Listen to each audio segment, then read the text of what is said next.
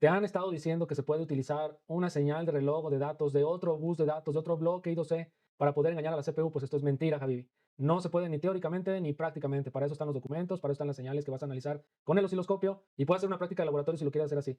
Cuando una falla viene de la CPU y está en corto la línea desde la CPU en I2C, no puedes recuperarlo. No es una señal que tú puedas engañar porque no es un voltaje, es un bloque digital. Entonces, te voy a dejar todo documentado en este video para que te quites de esa confusión. Me han escrito dos, tres alumnos y me han dicho, Fer, es que la teoría ha estado mal. Alguien por ahí dijo que se pueden engañar, que se pueden solucionar, Javi, y yo no sé de dónde sacaron esa información, pero bueno, aquí está la información real, sustentada. Tengo aquí el documento que vamos a estar utilizando para que lo puedas descargar, te lo voy a mencionar aquí en el video, y observa el video y observa las condiciones que tiene que tener y escucha todo lo que te voy a decir, te va a gustar y te va a servir para que no te confundas. Bendiciones.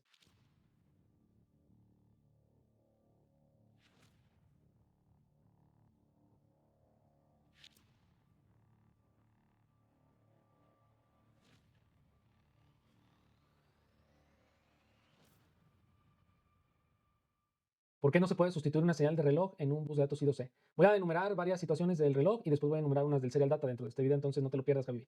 Número uno, es imposible sustituir una señal de serial clock de la CPU porque el serial clock o SCL es el reloj maestro que sincroniza toda la comunicación del bus de datos I2C. Entonces, la CPU va a tener un maestro que es ella misma, ella es el maestro y es la única que va a poder iniciar y controlar o finalizar las transacciones. Sin un reloj no va a haber un ritmo ni coordinación y cualquier intento de un dispositivo externo o de otro bloque de generar un serial clock sustituto va a colisionar porque se va a desincronizar y va a corromper la comunicación. Entonces, una señal serial clock en la arquitectura de I2C para entender por qué debemos ver las condiciones de trabajo fundamentales del protocolo I2C. Número uno es que el reloj es el maestro, ¿vale? Entonces él va a tener la sincronización de cada bit de datos, va a poner la sincronización de cada bit de datos, obviamente en el serial data, ¿vale? Se va a leer y va a escribir en un flanco específico que generalmente está de subida o de bajada dentro de la señal de serial clock. También tiene una señal de reloj única y autoritaria. Entonces el esclavo no sabría cómo muestrear la línea de datos para leer un bit válido. Otro punto importante es el control de la velocidad. La CPU va a establecer la frecuencia del bus de datos. Puede ser de 100 kHz, 400 kHz, 1 MHz, etcétera, lo que esté programado el circuito. Entonces eso va a ser por medio de la CPU. Lo va a hacer a través de la serial clock, obviamente. Un sustituto o otra línea que traigamos de algún otro bloque no va a conocer la velocidad de la CPU con la que ella pretende operar en ese bloque. Entonces no vas a ver la condición de inicio, no vas a ver la condición de parada, que son las condiciones start y stop. Estas se van a definir por las transiciones específicas del serial data, mientras que el serial clock está en alto. Entonces, solo el maestro o la CPU puede generar esas condiciones de forma válida. Número dos, el protocolo es dirigido por el maestro. La CPU no solamente va a generar el reloj, sino que también va a iniciar todas las transacciones. Dirige las tramas de datos, va a enviar direcciones del esclavo y el bit de lectura y escritura. Genera los pulsos de reloj para que los acknowledge y no acknowledge. Después de cada byte de datos, la CPU o el esclavo es quien va a generar el pulso de reloj. Entonces, durante el cual el receptor debe confirmar el acknowledge o la recepción. Entonces, también tenemos también una condición de clock stretching. Este es un punto crucial que va a demostrar el por qué un sustituto no va a funcionar. De hecho, es la parte principal de este video. Los esclavos tienen derecho a estirar el reloj, por así llamarle, como cuando la CPU maestro baja al serial clock, el esclavo también va a poder mantener la línea en serial clock en bajo, incluso después de que el maestro lo haya soltado. Por eso es importante. Esto va a pasar porque para ganar tiempo, si el esclavo está ocupado, ya sea escribiendo un EPROM o procesando datos, enviando un archivo de escritura o de lectura a un periférico, pues tiene que tomar ese tiempo de estiramiento. Entonces, cualquier dispositivo que intente generar el serial clock debe ser capaz de monitorear continuamente el estado real de la línea del serial clock para respetar el estiramiento o el stretching. Un generador de reloj externo o ciego no va a poder hacer esto. Entonces, si nos tomamos una señal de otro reloj, va a estar condicionado a ese bloque y a esos parámetros de ese otro bloque de I2C. Entonces, simplemente va a imponer su propia frecuencia, ignorando al esclavo que está pidiendo más tiempo y esto va a resultar en una pérdida de datos, ¿vale? Entonces, en lo práctico, lo que vimos ahorita en el video, que veríamos que no se puede sustituir por lo siguiente. Número uno, la falta de sincronización con el maestro. Entonces, la CPU va a intentar iniciar una comunicación en un momento aleatorio y tu generador serial clock externo o tu señal que estás trayendo de otro bloque, pues va a estar en otra fase, ¿no? En una fase completamente diferente.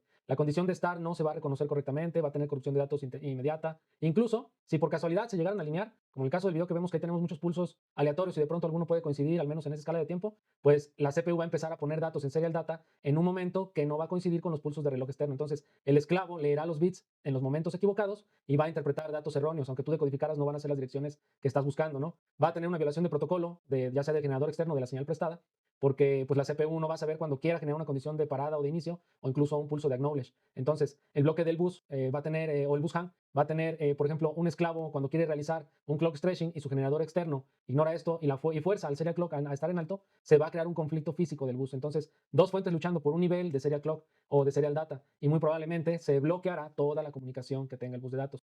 ¿Por qué no se puede utilizar una señal de reloj prestada de otro bloque de I2C? Bueno, bajo las condiciones que ya describimos, entendemos que una señal de datos o de reloj depende del maestro, ya que va a ser quien inicia la transmisión. Entonces voy a tomar como ejemplo el caso del video de la semana pasada, donde presenté un problema de serial clock que venía de la CPU en el I2C. Ahí en ese video les comenté que la señal de datos tiene sincronía. Esto nos indica que el reloj o serial clock existe entonces dentro de la CPU, más no está en corto porque pues por lo mismo lo pude solucionar con un revaling, ¿sí me doy a entender? Entonces, cuando nosotros tengamos un problema de corto o fuga sobre alguna de la línea de bus de datos, pues solamente que retiremos la CPU y la CPU no tenga el corto y sea la placa la culpable, en ese momento sí lo podremos reparar. Pero si fuera el corto interno desde la CPU, pues tú lo puedes romper y lo puedes traer de otro lado, pero no va a funcionar. Entonces, en caso de que la señal de clock o de serial data esté en corto, pues prácticamente es innecesario intentar engañar a la CPU porque ese bloque es independiente de los demás. Entonces, tiene programadas direcciones y funciones que debe de buscar, comunicar y transmitir a otros bloques tienen otras direcciones programadas y otras funciones que hacer, entonces incluso otros tiempos. Por otra parte, si observamos el video, podemos notar que trabajan en diferentes tiempos. El video que acabamos de ver ahorita, vemos que hay señal de reloj y datos en dos bloques distintos, pero no están a la misma velocidad, no tienen la misma frecuencia y no tienen la misma trama de datos. Entonces, esto nos daría como resultado una colisión en el I2C y la CPU pues se va a bloquear o reiniciar. Además de que la CPU es el maestro, no podría recibir ningún dato, por ende no se puede solucionar esta falla. Entonces, la única solución viable ante una serial clock perdida desde la CPU es reparar el hardware de la CPU, ya sea desmontarlo y tratar de recuperar esa línea USPAD que está dañado. Puede ser que tenga algún corto, pero sea por alguna mala manipulación en la CPU. Y si lo raspas o lo tratas de recuperar, posiblemente soluciones. Entonces, o pensando que el problema esté posiblemente en la placa. Para la fundamentación teórica, puedes leer lo siguiente. Puedes buscar una hoja de datos que es de I2C, que el autor es NXP, son los creadores de este estándar. Antes se llamaba Philips, entonces ahora lo puedes encontrar como NXP, donde te va a explicar que el protocolo está diseñado con un único maestro y la especificación define claramente los roles de maestro o esclavo. El maestro es el único que puede generar la señal de reloj para la transición de datos o transmisión de datos o transacción de datos, como quieras llamar. Entonces, en la teoría del clock stretching no es solo una idea, es una característica muy fundamental del protocolo para que el maestro pueda monitorear el serial clock. Entonces, recuerda que esto lo va a hacer en todo momento y puede ser pasado un tiempo largo, puede ser pasado un tiempo corto y tiene que estar preparado para eso, para ceder el control cuando un esclavo lo mantenga en bajo. Entonces, la teoría de arbitraje también puede demostrarte que si tenemos dos maestros sobre la misma línea, pues la CPU y su sustituto van a intentar generar un serial clock al mismo tiempo. Entonces, sus señales van a entrar en conflicto, resultando en un bus corrupto o impredecible. Entonces, esto nos dice que desde la perspectiva del diseño, el sustituir un serial clock o un serial data es como tener dos directores de orquesta intentando dirigir una misma sinfonía, un ejemplo claro, y pues lo que vamos a tener es un caos, ¿no? ¿Por qué? Pues porque no se le va a entender nada. Entonces, la comprobación, pues es lo que tenemos ahorita aquí en la señal del osciloscopio, donde vemos que los bloqueos del bus hang, pues podrían ser comunes cuando el esclavo hace el clock trench, o pudiera ser que el maestro no lo respetara o que hiciera alguna sustitución o bloqueo de alguna de las líneas. Entonces,